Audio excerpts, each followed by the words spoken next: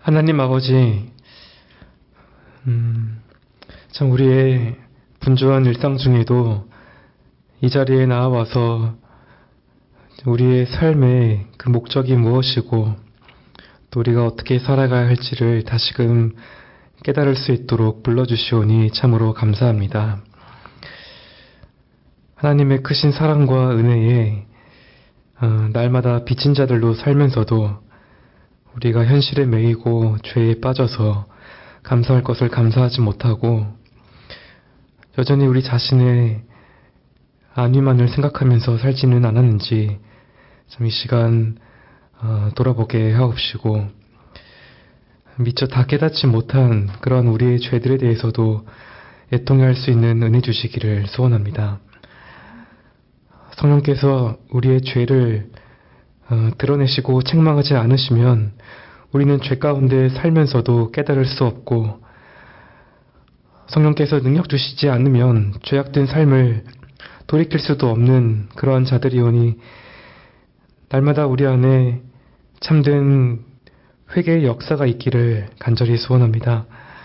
무엇보다 우리가 받은 구원의 은혜를 깊이 생각하고 그리스도 안에서 베푸신 하나님의 사랑을 새롭게 경험하게 하셔서 우리가 진정으로 죄를 미워할 수 있는 마음을 주시고 또 성령의 도우심으로 죄를 죽이고 죄와 싸우는 일에 더욱 열심을 내는 자들이 되게 하여 주옵소서. 또 우리를 구속하신 그 목적에 따라서 선을 행하고 그리스도 안에서 완전한 자들로 세워지게 하셔서 하나님께 영광 돌리는 자들이 되게 하여 주옵소서. 참 이 세상에 참 많은 죄악이 가득하고 그 죄악의 교회를 삼키려고 하는 이때에 우리 마음이 낙심될 때가 참 많지만 하나님께서 여전히 모든 일들을 가장 지혜롭게 통치하시고 공의롭게 심판하실 것을 우리가 굳게 믿게 하옵시고 어느 때라도 이 교회의 능력이 거룩함이 있음을 기억하면서 우리 각자의 삶을 신실하게 살아갈 수 있게 은혜 베풀어 주옵소서. 이 시간 우리 영혼을 다시 하나님께 맡겨오니 우리 심령이 친히 말씀하여 주옵시고 진리의 말씀만이 우리 안에 잘 심겨져서 우리의 모든 삶이 하나님께서 받으시기에 합당한 열매가 될 수 있게 인도하여 주옵소서. 성령께서 참 우리 마음을 열어주시고 깨달을 수 있는 은혜를 베풀어 주시고 이 말씀을 듣고 행할 수 있는 그러한 자들이 될 수 있게 인도하여 주옵소서. 모든 영광을 홀로 받아주시기를 구할 때에 존귀하신 예수님의 이름으로 기도합니다. 아멘.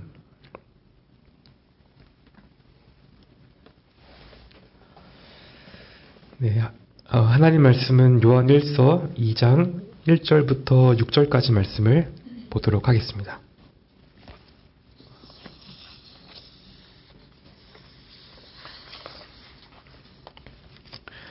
네, 요한 1서 2장 1절부터 6절까지 말씀인데요. 한 절씩 교독하신 후에 마지막 절 함께 읽겠습니다. 나의 자녀들아, 내가 이것을 너희에게 쓰면 너희로 죄를 범치 않게 하려 함이라. 만일 누가 죄를 범하면 아버지 앞에서 우리에게 대언자가 있으니 곧 의로우신 예수 그리스도시라.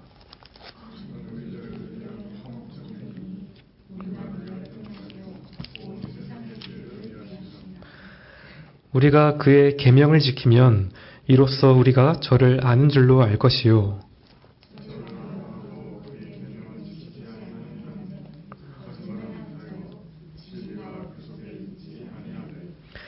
누구든지 그의 말씀을 지키는 자는 하나님의 사랑이 참으로 그 속에서 온전케 되었나니 이로써 우리가 저 안에 있는 줄을 아노라.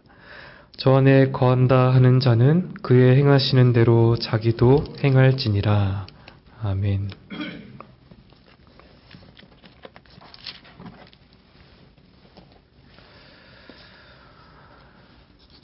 지금 요한은 이 분열의 고통을 겪고 있는 교회에게 편지를 쓰고 있습니다. 가장 큰 문제가 됐던 것은 예수님에 대해서 어떤 이들이 다른 신앙 고백을 했다는 겁니다. 육체로 오신 예수님께서 하나님의 아들이심을 부인했던 것이죠. 이렇게 잘못된 주장을 했던 자들은 자신들이 믿는 바가 진리라고 말하면서 이 교회를 나가버렸습니다. 그래서 교회에 남은 자들이 매우 혼란스러웠고요. 신앙 전반에 대한 확신이 흔들리기 시작했습니다. 이 자신들의 가진 그 믿음이 정말로 진리 위에 있는지 그러한 확신이 필요했던 것이죠. 그래서 요한은 이들에게 영생이 있음을 알게 하려고 이 서신을 썼고요. 또 이러한 영생을 누리기 위해서 하나님 아버지와 예수 그리스도와 더불어 교제하는 게 뭔지를 알려주겠다고 그렇게 했습니다. 이런 목적을 놓고 먼저 요한은 하나님과 어떻게 그 복된 교제를 유지할 수 있는지 썼는데요. 요한에 따르면 하나님은 빛이시고 그분 안에는 어두움이 조금도 없으십니다. 우리가 이 사실을 그대로 인정해야 그분과 참된 교제를 나눌 수가 있습니다. 그런데 문제는 이 빛이 우리의 그 죄인된 현실을 그대로 드러낸다는 것입니다. 그래서 이를 인정하지 않고 잘못된 태도를 보일 수 있습니다. 하나님과 교제한다고 하면서 계속해서 어둠 가운데 행하고 내가 죄가 없다라고 하면서 스스로를 속이고 심지어 어떤 것을 죄라고 말씀하시는 그 하나님이 거짓말하는 분이다라고 그렇게 말할 수 있는 것이죠. 하지만 이 모든 것은 하나님과의 참된 교제를 가로막는 태도입니다. 오히려 우리가 빛 가운데서 살아가야 하고요. 또 우리가 우리의 죄가 드러났을 때에 그것을 인정하고 자백해야 합니다. 그러면 의롭고 신실하신 하나님께서 우리를 모든 불의에서 깨끗게 하십니다. 요한은 2장에서도 계속해서 이 하나님과의 교제를 굳게 지켜나가라고 그렇게 말하고 있는데요. 특히 오늘 본문에서는 그리스도인의 이 죄 문제와 또 계명에 순종하는 그 문제를 말하고 있습니다. 이것이 이 하나님과의 교제에서 어떤 의미를 갖는지 함께 살펴보겠습니다. 1절에서 요한은 자신이 이 서신을 쓴 목적 중 하나를 밝힙니다. 너희로 죄를 범치 않게 하려 한다고 하죠. 이 말을 하는 그 이유가 뭘까요? 그 요한이 아마도 방금 그 1장 8절에서 10절에서 얘기했던 그 내용을 염두에 둔 것 같습니다. 여기 보면 우리가 죄 없다 하면 스스로 속이는 거다 말했고요. 또 범죄하지 않았다 그러면 하나님을 거짓말하는 분으로 만드는 것이다 라고 했죠. 그러니까 그리스도인의 이 죄를 범할 수밖에 없는 그러한 현실을 말한 것입니다. 하지만 우리가 또 범죄를 하면 하나님께서 용서해 주신다라고 말을 했죠. 그러면 누군가 이 말을 듣고 이렇게 생각을 할 수 있습니다. 그러니까 내가 죄를 짓지 않는 게 불가능하니까 굳이 죄를 짓지 않으려고 그렇게 애쓸 필요가 있는가 하는 겁니다. 또 하나님께서 죄를 용서해 주시니까 이 범죄하는 일에 대해서 대수롭지 않게 여길 수도 있겠죠. 즉 이 죄를 그리스도인의 그 삶에 어떤 자연스러운 그런 일부로 이렇게 받아들이려고 하는 그러한 것입니다. 물론 그리스도인은 여전히 범죄하는 죄인이라고 말할 수 있습니다. 1절에 만일 누가 죄를 범하면이라고 하는데요. 요한은 그처럼 많은 사랑과 은혜를 받은 우리 그리스도인들도 여전히 죄를 범할 수 있다는 사실을 분명 알았습니다. 그렇다고 해서 하나님의 은혜가 우리에게 가져온 그 큰 변화를 부인하는 것은 아니죠. 거듭난 그리스도인들은 분명히 죄를 사랑하지 않습니다. 우리가 죄를 사소하게 여기거나 죄를 태연하게 그렇게 말하지는 않죠. 마치 그 알코올 중독에 빠졌다가 이렇게 사망을 할 뻔한 사람이 이제는 술을 잘 입에 대려고 하지 않는 것처럼 그런 것과 비슷합니다. 그 죄의 그 욕망이 우리를 지배하지 않지만 여전히 우리 안에 그 죄악된 본성이 여전히 남아있긴 하지만 죄가 우리 마음을 지배할 수 없는 것이죠. 또 거듭난 그리스도인이면 어떤 불신자들처럼 자기의 그 죄를 자랑하는 게 아니라 오히려 부끄럽게 여기고 마음으로 슬퍼합니다. 또 죄에서 어떤 즐거움을 계속해서 찾으려고 하지 않죠. 우리가 때로는 죄를 범하기도 하지만 옳은 게 무엇인지를 알고 또 마음속으로는 선을 행하려고 하는 그런 마음이 있습니다. 이런 모습은 다 그리스도인이 새로운 피조물이 되었다는 그러한 증거입니다. 성령님께서 우리 마음에 계시기 때문에 이런 구별되는 특징이 나타나는 것이죠. 하지만 이 모든 것에도 불구하고 그리스도인은 여전히 죄인이라는 것입니다. 방금 말씀드린 것처럼 우리의 본성은 불완전하죠. 우리가 죄를 범할 수밖에 없습니다. 우리가 보기에 아무리 선하게 보이는 그 일이어도 하나님 보실 때에 거기에 많은 죄가 섞여 있습니다. 우리가 가장 높은 성화의 수준에 이르렀다고 해도 여전히 거기에 죄가 섞여 있어서 그 자체로는 하나님의 영원한 진노를 받기에 합당합니다. 그렇다면 우리가 일상에서 행하는 그러한 여러 가지 일들은 더욱더 그렇겠죠. 우리가 평소에는 잘 깨닫지 못하지만 성령께서 우리를 비추시면 우리의 말과 생각과 행동에 너무나 많은 죄가 가득하다는 것을 우리가 보게 됩니다. 또 우리는 각자의 연약함들이 있는데요. 이 연약함들 때문에도 우리가 쉽게 범죄할 수가 있습니다.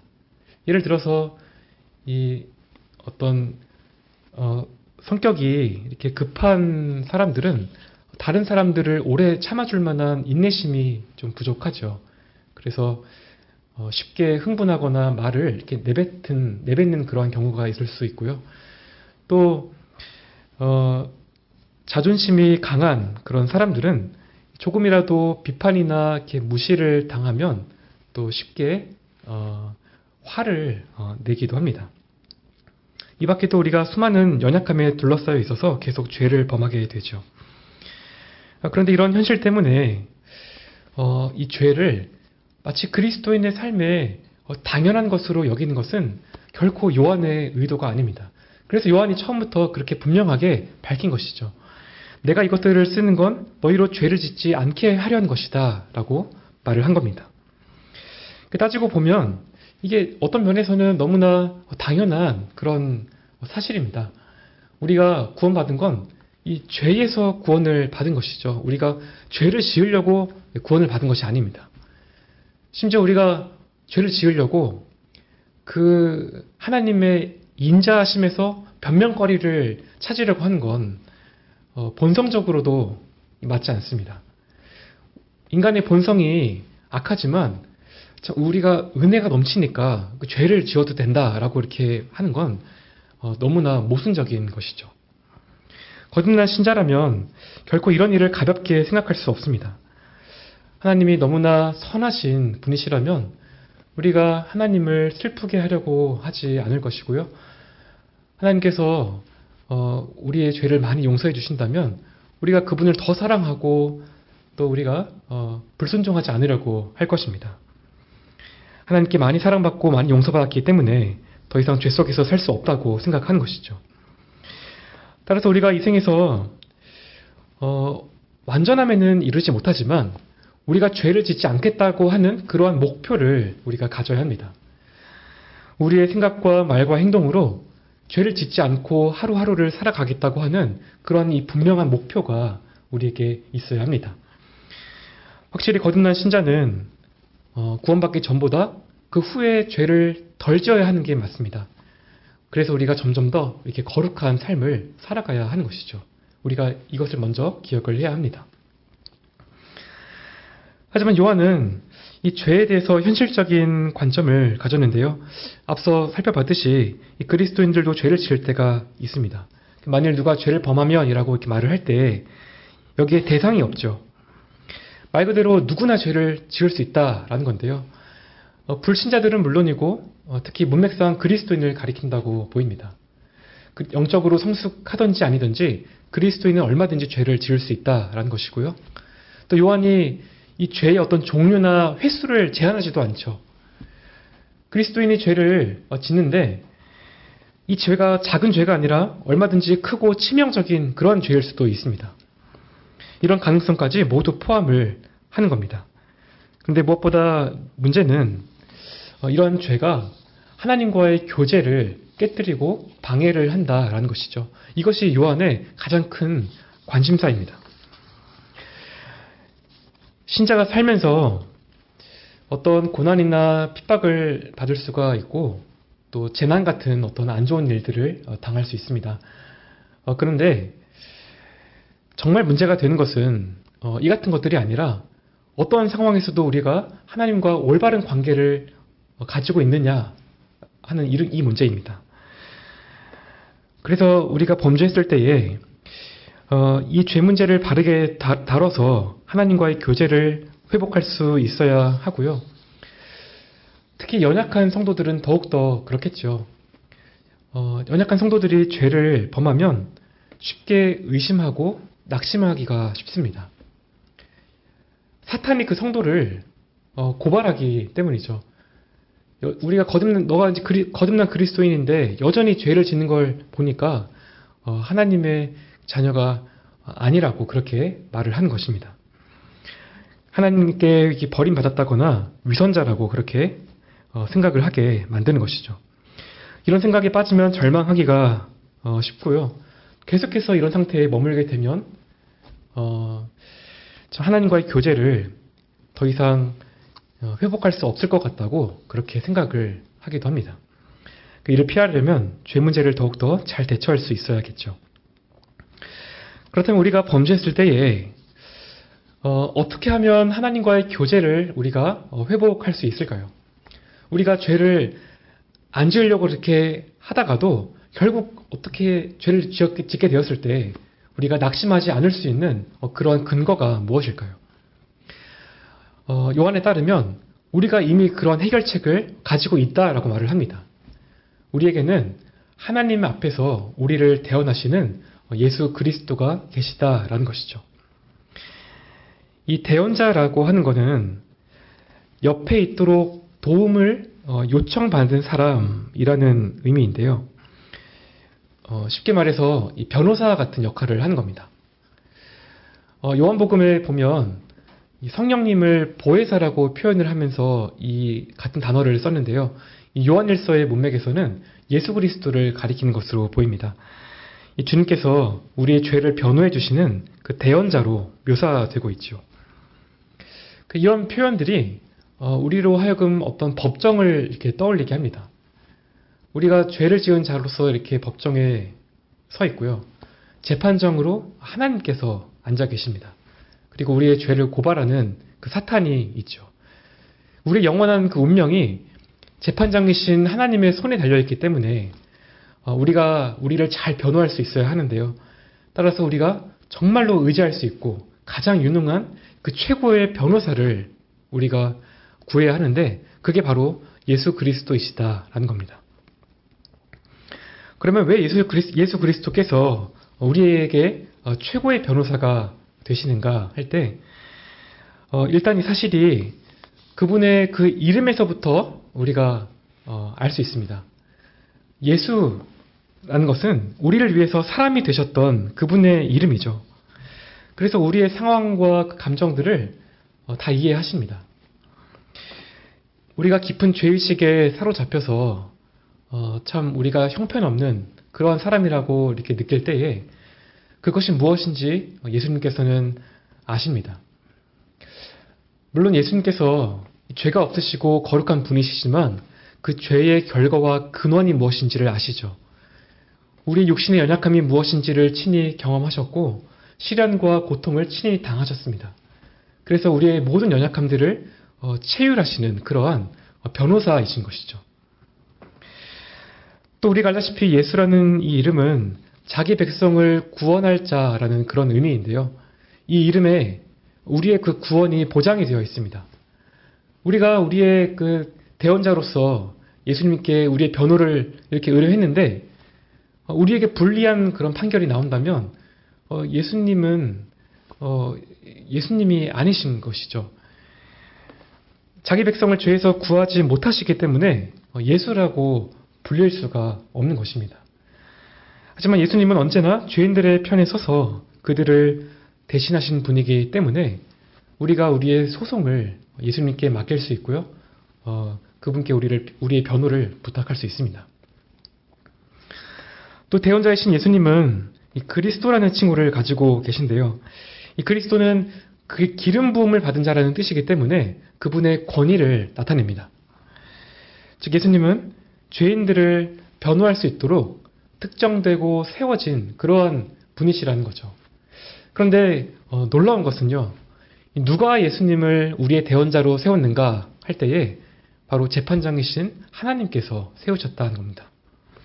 하나님께서 친히 임명하시고 친히 기름을 부으셔서 우리의 변호자로 그렇게 세우셨다는 것이죠.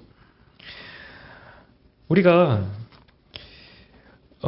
예수님께서 우리 대언자가 되신다거나 변호를 하신다라는 이런 말을 들으면 이것이 좀 법정적인 그런 용어이기 때문에 이런 장면이 생각이 들 수 있습니다. 하나님께서 지극히 의로우시고 거룩하시기 때문에 우리 죄를 용서하고 싶은 그런 마음이 없으시지만 예수님께서 그 하나님의 뜻을 꺾으시려고 간절하게 설득하고 탄원하는 그러한 장면이죠. 실제로 이렇게 하나님을 묘사하는 분들이 계신데 이것이 너무나 말이 안 되는 것입니다.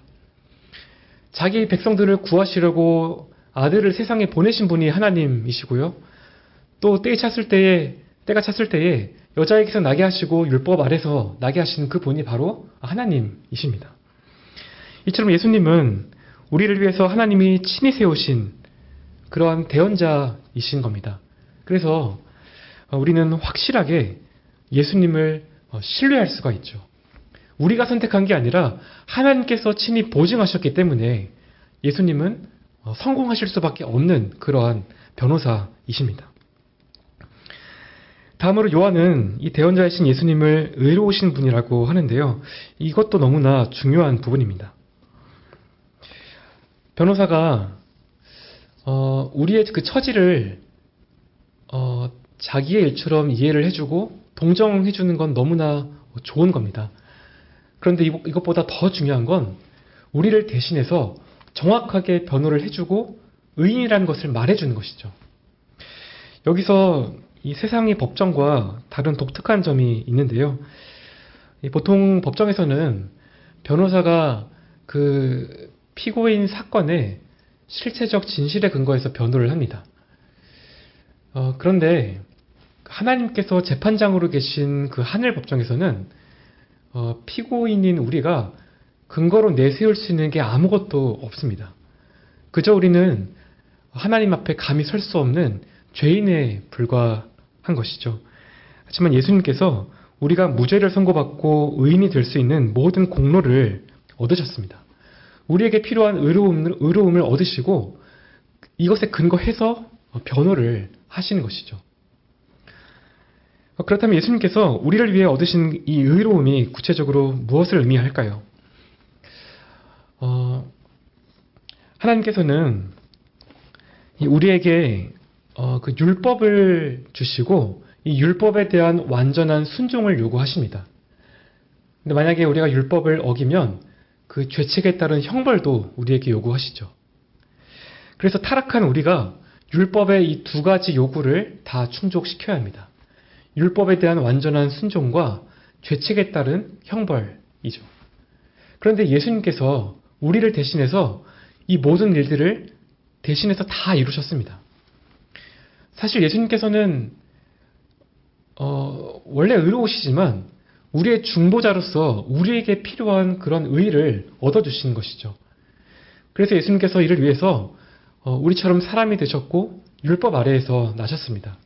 그리고 사시는 동안에 율법에 대한 그 모든 요구를 완전하게 만족시키셨죠. 이 마음과 목숨과 뜻을 다해서 하나님을 사랑하셨고 자기 몸처럼 이웃을 사랑하셨습니다. 우리가 행해서는 절대로 얻을 수 없는 그 율법의 의의를 우리 대신해서 얻어주신 것이죠. 또 예수님께서는 십자가에 달려 죽으셔서 우리가 받아야 되는 그 율법의 저주도 받아주셨습니다. 그러니까 우리의 형벌 문제도 예수님께서 해결을 해주신 것이죠. 이렇게 예수님은 이 모든 순종의 삶으로 우리에게 필요한 의의를 얻으셨습니다. 우리를 대언하시기 위해서 우리의 의가 되어주신 것입니다. 따라서 우리가 범죄했을 때에 우리가 누구에게로 가야 할까요? 당연히 우리의 대언자이신 예수 그리스도께로 가서 그분만을 의지해야 합니다. 우리의 죄 문제는 다른 누구에게서 해결을 할 수가 없는 그러한 것입니다. 계속해서 요한은 예수님께서 우리의 완전한 대언자라는 근거를 더 구체적으로 밝히고 있는데요. 2절에 저는 우리 죄를 위한 화목제물이라고 말합니다. 이 고대 종교에서는 이 신의 어떤 진노를 샀을 때 그 인신제사와 같은 극단적인 그런 방식으로 신의 진노를 달래야 했습니다. 하지만 우리의 죄를 위한 그 화목제물은 하나님께서 친히 준비해 주십니다. 우리의 죄를 사하시려고 하나님께서 주도권을 잡으시고 아들을 세상에 보내주신 것이죠. 하나님께서는 우리가 스스로 우리의 죄값을 치를 수 없다는 것을 아셨습니다. 오히려 우리가 죄를 계속해서 더할 수밖에 없는 그러한 존재라는 것을 너무나 잘 아셨죠. 그래서 참으로 의로우시고 하나님의 영원한 진노의 짐을 감당하실 수 있는 예수님을 보내주신 겁니다. 당연히 하나님의 진노는 우리를 대신해서 십자가에 달리신 예수님께 다 쏟아졌고요. 예수님께서 하나님의 의를 완전하게 만족하셨습니다. 이로써 속죄의 근거가 마련이 되었고 우리를 향한 하나님의 진노가 완전히 누그러졌습니다. 따라서 예수님은 이런 화목제물로서 우리의 완전한 대언자가 되실 수 있는 것이죠. 또 요한에 따르면 예수님은 우리만 아니라 온 세상의 죄를 위하시는 화목제물이라고 하는데요. 어떤 사람들은 이 온 세상의 죄를 위하신다라는 이 표현 때문에 결국에는 모든 사람들이 다 구원받게 되는 게 아니냐라고 그렇게 말하기도 합니다. 물론 하나님께서 모든 사람들의 구원을 다 원하셨다고 한다면 어떤 그 신학자의 말처럼 온 세상의 죄를 위해서는 그리스도의 피 한 방울만으로 충분합니다. 하지만 성경에 보면 믿음이 없이 모든 사람들이 저절로 구원을 받게 된다라고 하는 그런 말씀은 찾아볼 수가 없죠. 이 온 세상이라는 표현은 그리스도의 그 희생 제사가 세상의 모든 믿는 자들에게 효력을 나타낸다라는 그러한 의미입니다. 또 여기 우리만 아니라 하는 이 말은 요한과 수친자인 교회를 가리킬 수 있고요. 좀 더 넓게는 그 유대인들이나 유대 그 지역을 가리킬 수 있습니다. 그러니까 유대인들뿐만 아니라 이방인들에게까지 그 그리스도의 희생 제사가 효력을 나타낸다라는 의미겠죠. 어쨌든 요한의 그 요점이 분명해 보입니다. 세상의 어떤 죄인에게도 그리스도의 희생 제사만이 효력이 있다. 이 모든 믿는 자들의 그 죄를 담당할 만큼 그리스도의 속죄의 가치와 크기가 충분하다라는 것입니다.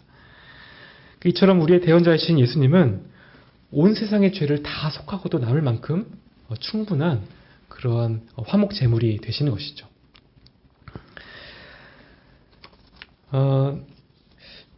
여러분, 그래서 우리가 이 복된 이 사실들을 우리가 기억하면 좋겠습니다.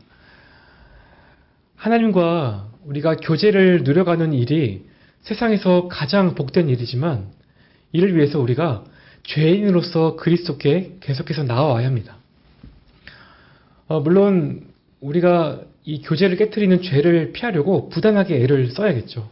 하지만 여전히 죄인 된 우리는 이 일을 혼자서 잘 해낼 수 없습니다. 우리가 빛에 가까이 갈수록 우리의 부패함이 더욱더 드러나게 되고요. 또 우리가 범죄할 뿐만 아니라 얼마든지 의도적으로 악한 죄를 범할 수 있습니다. 그럼 우리 양심의 평안을 잃고 하나님의 자녀된 것을 우리가 의심할 수도 있겠죠. 또 우리 그리스도인이 지는 죄가 언제나 다른 사람의 죄보다 악하기 때문에 우리 마음에 큰 죄책감이 들 수도 있습니다. 우리가 예수님의 피로 구원을 받고 그러고 나서도 범죄를 했다면 이것은 마치 예수님의 그 희생이 불완전한 것처럼 그분의 희생을 욕되게 하는 것과 같은 그런 것이죠. 하지만 그리스도인이 어떤 죄를 범하더라도 우리에게는 대언자가 계십니다. 아무리 중한 죄를 짓고 마땅히 정죄받아야 할 만큼 그러한 참 추악한 죄를 저질러도 예수님께서 여전히 우리의 대언자로 계십니다. 그러니까 우리가 절대로 낙심하지 말고 우리가 그대로 예수님께로 가야 합니다. 우리가 정말로 참여하는 그러한 그 마음으로 예수님께 가서 엎드리고 우리의 죄의 용서를 구해야 합니다. 그러면 예수님께서 그분의 피로 우리를 대언해 주시고요.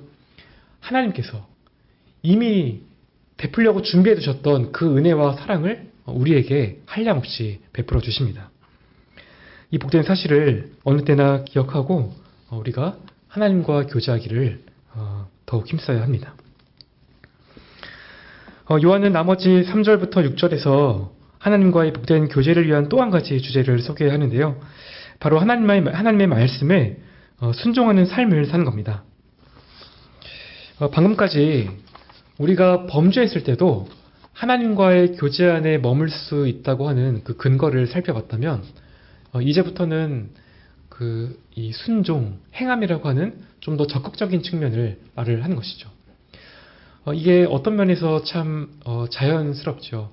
우리가 참된 회개를 했다면 우리가 범죄하지 않으려는 그런 마음이 생기고 또 하나님의 뜻을 더 잘 따르고 싶어하는 그런 마음이 생깁니다. 그래서 우리가 하나님의 그 말씀에 순종하는 삶을 살면 하나님과의 교제가 더 깊어지게 되겠죠. 여기서 요한이 3절에서는 계명, 5절에서는 말씀이라고 표현하는 이 말은 그 7절 이하에 나오는 새 계명을 가리킨다고 보입니다.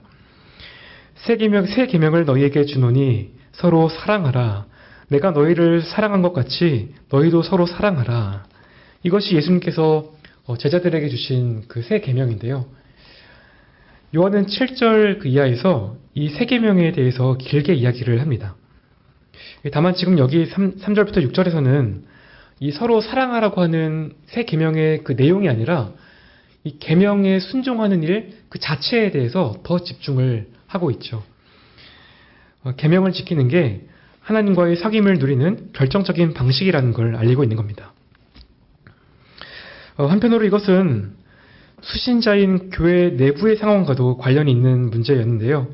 이 4절을 보시면 내가 하나님을 알고 있다라고 말하는 자들이 있었던 것 같습니다. 또 이들은 6절, 9절처럼 자신들이 하나님 안에 있다, 빛 가운데 있다라고 말을 하는 자들입니다. 마치 하나님을 만나서 어떤 특별한 영적인 경험을 했다고 그렇게 말을 하는 것이죠. 그래서 아마 이들은 그 1장에서와 같이 그 다른 신앙 고백을 하면서 나가버렸던 그러한 자들의 영향을 받은 걸로 보입니다. 어쨌든 이들의 주장이 다양해도 한 가지 공통된 그런 잘못이 있는데요. 어떤 종교적인 말은 하지만 그에 따르는 행함이 없다는 것입니다. 하나님과의 사귐에서 필연적으로 나와야 하는 그런 행함이 없다는 것이죠. 요한에 따르면 이 계명을 지키는 일과 하나님과의 교제는 매우 긴밀한 관계에 있습니다. 하나님과 우리가 교제하려면 실제로 말씀에 순종하는 그 일이 반드시 있어야 한다는 건데요. 그 의미가 무엇일까요? 3절에 매우 중요한 단어 하나가 나오는데요. 안다라고 하는 그 동사입니다. 일반적으로 무엇을 우리가 안다라고 하면 지식적인 부분을 많이 이야기하죠. 그런데 요한이 안다라고 할 때는 인격적으로 아는 걸 말합니다. 체험을 통해서 알게 된 그런 지식을 말하는 것이죠. 시편 34편 8절을 보면 너희는 여호와의 선하심을 맛보아 알지어다 라고 말씀하는데요. 바로 이것이 중요합니다. 알고 있는 게 많아도 실제로 우리가 맛보아 아는 것이 중요한 것이죠. 요즘도 그렇고 우리가 이렇게 어떤 TV나 여러 매체에서 먹방이라는 걸 하죠. 어떤 맛집이나 또 어떤 가게 새로운 메뉴가 나오면 이제 거기 가서 그것을 대신 이렇게 먹고 그거를 평가를 해주는데요. 그런데 그게 진짜 뭐 맛있는지 어떤 맛인지 우리가 알려면 어떻게 해야 될까요? 직접 먹어보지 않고는 모릅니다. 우리가 직접 먹어봐야만 그것이 어떤 맛인지 우리가 알 수 있는 것이죠. 이처럼 경험적으로 아는 건 매우 중요한데요. 하나님에 대해서도 마찬가지입니다. 우리가 하나님을 지식적으로 아는 것과 체험적으로 아는 것은 너무나 다른 문제이죠. 우리가 하나님에 대해서 지식적으로 얼마든지 알 수 있습니다.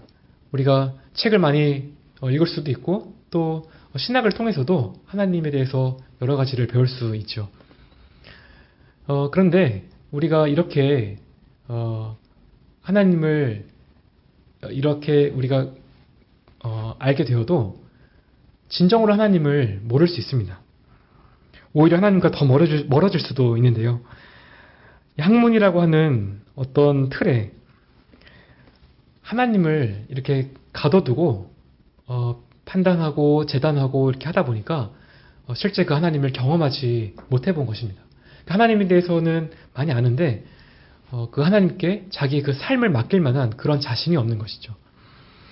그렇다면 이런 차이가 어디에서 오는가 할 때 여기서 요한이 강조하는 것에 초점을 맞춰야 하는데요. 우리가 그의 계명을 지키면 이로써 우리가 하나님을 알게 된다는 겁니다. 4절, 6절의 강조점도 여기에 있습니다. 하나님을 알고자 한다면 그분의 말씀대로 우리가 살아야 한다라는 겁니다. 그렇지 않으면 하나님을 안다고 할 수 없다는 거죠. 사실 우리가 하나님을 알려면 가장 먼저는 하나님께서 그분 자신을 나타내 주셔야 하는데요. 하나님께서 말씀을 통해서 그분 자신을 계시하시죠. 그러니까 우리가 말씀을 읽고 듣고 묵상하고 연구하는 일을 통해서 하나님이 어떤 분이신지를 배우게 됩니다. 그런데 중요한 것은 여기에서 멈춰서는 안 된다는 것입니다. 여기에서 더 나아가서 묵상하고 깨달은 그 말씀을 자신의 삶에 구체적으로 적용하고 또 순종하는 데까지 나아가야 합니다. 그 말씀이 무엇인지를 우리가 실제로 경험해봐야 하는 것이죠. 그래야 하나님을 진정으로 알 수 있습니다. 성경을 보면 이런 사례들이 많이 나오는데요. 예를 들면 욥이 매우 신앙이 좋았던 그런 인물이죠. 하지만 극심한 시련을 당하면서 하나님에 대해서 혼란에 빠집니다. 그러다가 고통 중에서 하나님을 깊이 만나게 되는데요. 욥기의 마지막 부분에 가면 그의 그 신앙에 새로운 변화가 찾아옵니다. 욥이 이렇게 고백을 하죠. 내가 주께 대하여 귀로 듣기만 하였사더니 이제는 눈으로 주를 배움나이다. 예전에도 신앙은 있었지만 마치 그 귀로만 들었던 것처럼 하나님에 대해서 잘 몰랐다는 것입니다. 하지만 고통 중에서 정말 그 하나님의 말씀이 무엇인지를 깊이 체험하고 그래서 하나님을 눈으로 보았다라고 그렇게 표현하는 것이죠. 그가 삶에서 온몸으로 더 깊이 하나님을 경험했던 것입니다. 베드로도 순종을 통해서 하나님을 이렇게 경험을 했는데요. 어부였던 베드로가 고기를 잡으려고 바다에 나갔는데 밤새도록 고기를 잡지 못했죠. 그때 예수님께서 이렇게 오셔서 깊은 데로 가서 그물을 던져 고기를 잡으라고 하십니다. 베드로가 어부니까 조금 이렇게 본인이 잘 아니까 하지만 하나님의 그 예수님의 말씀에 순종해서 그물을 내렸죠. 그런데 고기가 너무나 많이 잡혀서 그 배 두 척이 가라앉을 지경이 되었다라고 말합니다. 이때 베드로가 어떤 그 행동을 했나요? 처음에는 예수님을 선생님이라고 이렇게 불렀는데 이 일을 경험하고 나서는 주님 앞에 무릎을 꿇고 엎드려서 주여 나를 떠나소서 나는 죄인이로소이다 하고 말합니다. 그 말씀에 순종하니까 예수님께서 하나님이시라는 사실을 그가 깨닫게 되었던 것이죠. 이처럼 우리가 말씀을 따라 행할 때 하나님을 진정으로 알 수 있고요. 또 그분과 인격적인 교제를 나눌 수 있습니다. 물론 우리가 이 말씀에 순종해서 산다는 게 참 쉽지가 않죠. 우리가 어떤 경우에는 우리의 어떤 경험과 또 그 생각이 잘 맞지가 않아서 하나님의 말씀에 순종하기 어려울 때가 있습니다. 근데 바로 이 지점에서 우리가 그 하나님의 그 말씀을 믿고 순종하면 그때의 신앙의 역사가 일어나게 됩니다. 우리가 순종을 해야만 그러한 역사가 일어나는 것이죠. 우리가 성경 지식을 많이 아는 게 참 중요한데 이 아는 사실에 따라서 우리의 삶을 실제로 살아가는 그 일이 너무나 중요한 문제인 것입니다. 5절에서 요한은 우리가 말씀을 지키면 하나님의 사랑이 참으로 그 속에서 온전케 된다라고 하는데요. 이것은 하나님의 사랑이 말씀을 통해서 우리에게 전달이 되고 또 우리가 변화돼서 하나님과 이웃을 사랑하는 모습으로 나타나게 된다라는 그런 말입니다. 이 주제는 4장에서 자세히 설명하기 때문에 이건 나중에 더 살펴보면 좋을 것 같고요. 3절부터 6절에서 요한의 강조점은 여전히 말씀에 계명에 순종하는 일에 있습니다. 이를 통해서 하나님을 알고 복된 교제를 누려가야 한다는 것이죠. 그리고 이런 삶은 결국 6절과 같이 주님이 행하시는 것처럼 행하는 모습으로 나타나게 됩니다. 그리스도와 연합된 삶을 살아가게 된다는 것인데요. 우리가 말씀에 순종할 때 그리스도를 점점 닮아가게 되고 그분처럼 행하게 되죠. 이것이 하나님께서 우리를 구속하신 목적입니다. 로마서 8장 29절은 하나님이 미리 아신 자들로 또한 그 아들의 형상을 본받기 위하여 미리 정하셨다고 말씀하고요. 또 에베소서 1장 4절도 곧 창세전에 그리스도 안에서 우리를 택하사 우리로 사랑 안에서 그 앞에 거룩하고 흠이 없게 하시려고 한다고 말씀합니다. 이것이 하나님께서 외아들을 우리에게 보내주신 목적이죠. 그래서 우리가 예수님께서 거룩하신 것처럼 우리가 거룩해져야 하고요. 또 선한 일에 열심을 내는 자들이 되어야 합니다. 그러면 우리가 진정한 그 영원한 생명 안에서 사는 것이고 하나님의 은혜 안에서 사는 것입니다. 오늘 우리가 이 본문 말씀을 통해서 가장 복되고 영원한 그 하나님과의 교제를 어떻게 지켜갈 수 있는지를 함께 살펴봤습니다. 이 교제가 참 우리의 그 신앙생활의 전부라고 할 만큼 너무나 귀한 선물이죠. 이 교제를 우리가 지키려면 먼저 우리가 범죄할 때 결코 낙심하거나 절망하지 말아야 합니다. 왜냐하면 우리에게 의로운 대언자이신 예수 그리스도께서 계시기 때문이죠. 그분께서 우리의 의가 되시고 화목제물이 되시기 때문에 그분을 우리가 믿음으로 붙잡아야 합니다. 우리가 아무리 크고 중한 죄를 지었다고 해도 그 주님의 십자가가 우리를 충분히 깨끗하게 하고도 남음이 있습니다. 그래서 주님 말고는 이렇게 우리 죄 문제를 해결할 수 없다는 것을 우리가 더 확신해야 하고요. 또 우리가 여기서 멈추면 안 되겠죠. 우리가 순종을 통해서 하나님과의 교제를 더욱더 깊이 누려가야 합니다. 순종은 우리가 삶에서 하나님을 실제로 경험하고 아는 유일한 길이죠. 우리가 말씀에 계속해서 순종하고 주님께서 행하신 것처럼 그렇게 행할 때 우리 안에서 하나님의 사랑이 온전하게 되고요. 또 점점 그리스도의 형상을 닮아가게 됩니다. 바라기는 우리 모두가 대언자이신 예수 그리스도에 대한 확신과 말씀에 대한 순종이라고 하는 이 두 가지 그 기둥 위에 서서 남은 때에 하나님과의 복된 교제를 더욱 잘 누려갔으면 좋겠습니다. 이러한 그 은혜가 여기 계신 모든 분들에게 있기를 주님의 이름으로 소원합니다. 네, 함께 기도하겠습니다.